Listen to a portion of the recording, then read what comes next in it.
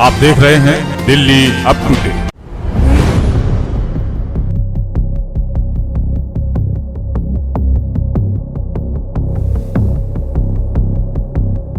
मुस्लिम community में भी आक्रोश है इसके लिए। यहाँ पर मुस्लिम कैंडिडेट यहाँ से इलेक्शन लड़े। हाईकमान को ये सोचना चाहिए जनरल सीट पे जनरल को ही लड़ाया जाए।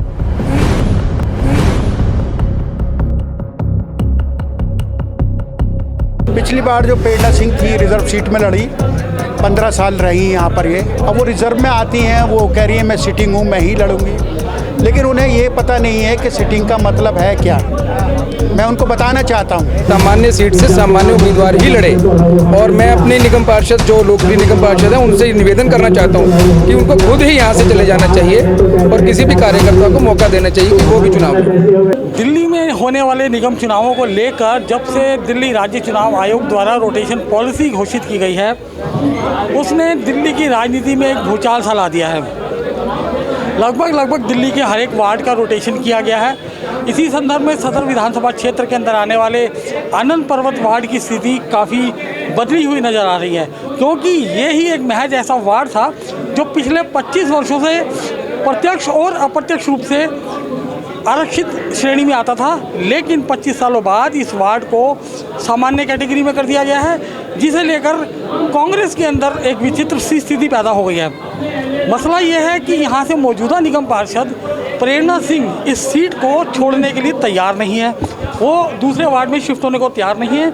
और वहीं उनके विरोध में कुछ स्वर उठने लगे हैं। कुछ मुस्लिम समुदाय के लोग चाहते हैं कि आखिर अब तो किसी मुस्लिम उम्मीदवार को ही यहाँ से कांग्रेस पार्टी का उम्मीदवार बनाया जाना चाहिए। चलिए इसी संदर्भ में कुछ लोग हमारे साथ हैं, बात करते हैं। सर आपका नाम? मेरा नाम शेरुज़मा खान है। सर क्या मांग है पूरी? हमारी मांग ये है कि अगर ये सीट जनरल हुई है तो इसमें इसी जनरली उम्मीदवार को खड़ा करना चाहिए पार्टी को। दूसरा ये है कि यहाँ पर ज़्यादातर मेजॉरिटी में 16,000 मुस्लिम हैं, तो यहाँ के मुस्लिम डिमांड कर रहे हैं कि मुस्लिम उम्मीदवार को यहाँ खड़ा करना चाहिए। पिछली बार जो प्रेरणा सिंह थी रिजर्व सीट में लड़ी, 15 साल रही यहाँ पर ये। उनके वो और पति 15 साल मतलब उन्होंने रहे, 10 साल शालू नरी के, 25 साल बाद तकरीबन ये सीट जनरल हुई। अब वो रिज़र्व में आती हैं, वो कह रही है मैं सिटिंग हूँ, मैं ही लड़ूंगी। लेकिन उन्हें ये पता नहीं है कि सिटिंग का मतलब है क्या। मैं उनको बताना चाहता हूँ सिटिंग, अगर वो रिज़र्व में सिटिंग थी और ये रिज़र्वी सीट रिज़र्व सिटिंग रहती, तो अगर दूसरा कैंडिडेट रिज़र्व में अप्लाई करता तो उनको उनका हक बनता था कि वो इलेक्शन लड़ती। क्योंकि अब ये सीट जनरल हो गई है और जनरल जो कार्यकर्ता है पिछले 30-35 साल से कांग्रेस से जुड़ा हुआ है, अगर यहाँ से वही फिर लड़ेंगी तो एक सीट तो ये हो गई रिजर्व कोटे में, दूसरी सीट 81 नंबर हो गई। तो हम लोग कहाँ जाएंगे जो 30-35 साल से ये कांग्रेस के साथ लगे हुए हैं। कमाल साहब की क्या आप ये कहना चाहते हैं कि अगर कांग्रेस पार्टी ने आपकी आवाज़ नहीं सुनी तो कहीं ना कहीं बगावत के स्वर नजर आते हैं? नहीं, बगावत के नहीं है, हमारी आइडियोलॉजी, हमारे खून में कांग्रेस है, हमारे मजहब में सेकुलरिज्म है और हम सेकुलर से जो सेकुलर देश है, ये सेकुलर कानून है, ये उस पर विश्वास रखते हैं। सबसे पहली बात मैं आपको ये बताना चाहता हूँ। दूसरी बात ये है कि अगर आप अपना हक मांगने के लिए हमें बगावत नहीं करेंगे, हमें कुछ और कदम उठाना पड़े और अगर ये पूरी कम्युनिटी ये कहे कि आप इलेक्शन लड़ लो तो मैं लड़ सकता हूँ और ये जीतने के बाद में मैं कांग्रेस में वापस जा सकता हूँ। कमलेश जी, बहुत बड़ी दिक्कत से वर्कर रही हैं, बहुत टाइम से आपने कांग्रेस की सेवा करी है। क्या जो ये आवाज़ है ऊपर तक गई है या ऊपर के जो नेता हैं, आला नेता हैं, उन तक इनकी बात पहुंची है या नहीं? देखिए, जैसे कि ये जनरल सीट हुई है, 3 बार से पार्षद थे जो रिजर्व थे।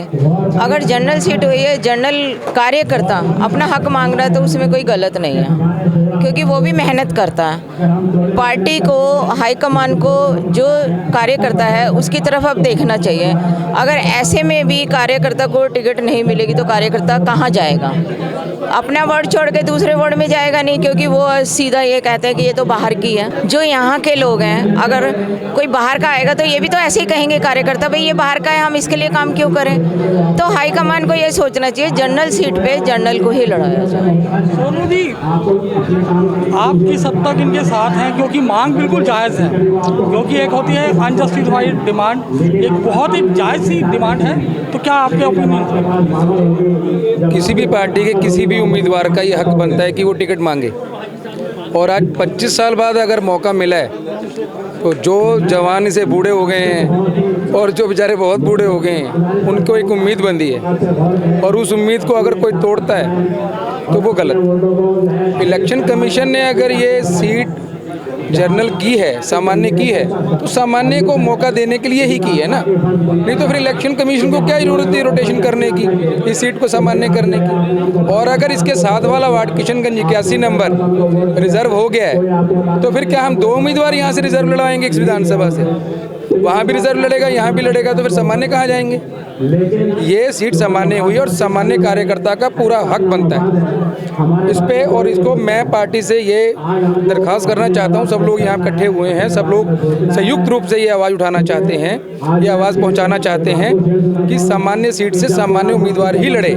और मैं अपने निगम पार्षद जो लोकप्रिय निगम पार्षद हैं उनसे निवेदन करना चाहता हूँ कि उनको खुद ही यहाँ से चले जाना चाहिए और किसी भी कार्यकर्ता को मौका देना चाहिए कि वो भी चुनाव लड़े। मेरा जो कहने का मकसद ये है कि जैसे हमारे शेर ज़मा खान हैं और बहुत से ऐसे कैंडिडेट हैं जो काबिलियत रखते हैं, और बहुत सारे मसले यहाँ के रहने वाले ही जानते हैं कि यहाँ क्या मसाइल हैं, उनको किस तरह से सही दिशा लेकर सही दिशा के हिसाब से उनको किस तरह से परसू करना है आला कमान के पास, तो यहाँ के ही कैंडिडेट जान सकता है। तो यहाँ का कैंडिडेट होगा, मुस्लिम कैंडिडेट होगा, तो यहाँ के मसाइल हल करेगा। तो यानी कि जिस तरीके से पूरी कांग्रेस पार्टी की इस वक्त हालात चल रहे हैं, ऐसे के अंदर अगर कांग्रेस आला कमान ने इस सीट को लेकर कोई ठोस निर्णय नहीं लिया तो कांग्रेस का वोट बैंक तो निश्चित तौर पर कम होगा ही, लेकिन जो घटती स्थिति है सीटों की उस पर भी असर पड़ेगा।